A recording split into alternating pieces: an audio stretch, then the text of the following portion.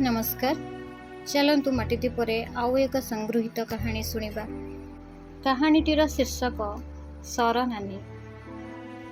सरनानी बयस प्राय 30 हेब। पिलादिनरू माँ को हरैछि। बापा दादा खुड़ी पाखरे बढ़ी। आर्थिक सुचल नथिबा कारणरू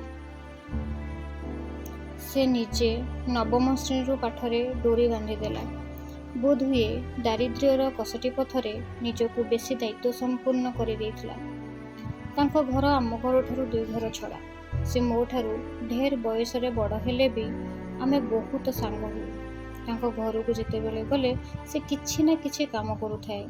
ताकू घरर सबू काम आसे। बाड़ी बगीचा, आरिसा पिठा, बड़ी पारिबा, आंबुल एमिति केते कौन। हाँ, ताकू काठ चिरी भी आसे। हेले तार बाहाघर आज जाए हो पारिनी।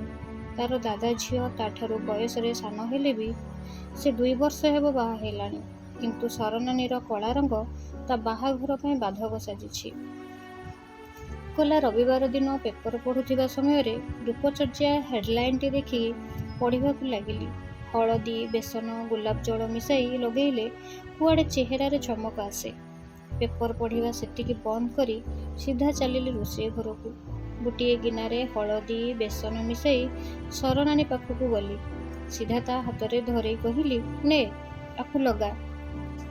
मो कथा सुनी हसीदेला जोर रे। कहिला, बुकी एगुड़ा लगेले कौन जन्मर कला रंग बदली जीवो।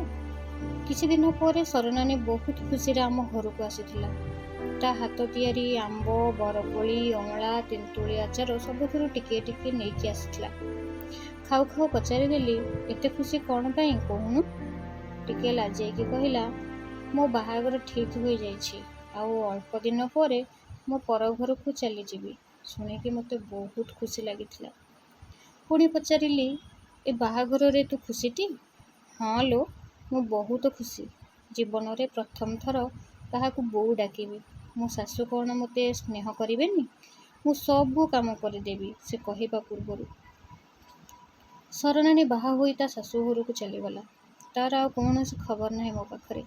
मु भी पाठ पढ़िबा पई हॉस्टल चली जाइथिली। एई दशहरा छुट्टी रे घर को जाइथिली। हठात दिने बड़ माँ आम घर को आसीथिले। कहिले, सरनानी आसीछि। मु सीधा तांको घर को दौड़िली ताकू देखा करबाकू। पचारिली, सरनानी तो बोऊ केमिति लो? सरनानी कहिला, से मो सासू लो, बोऊ नुहे। से केवल मो स्वामी को बोऊ। बोऊर अर्थ कौन बुझी पारिलेनी। किंतु एबे अनुभव करुछि। लुह ढळ ढळ आखिरे ता छुआ को गेल करबाकू लागिला।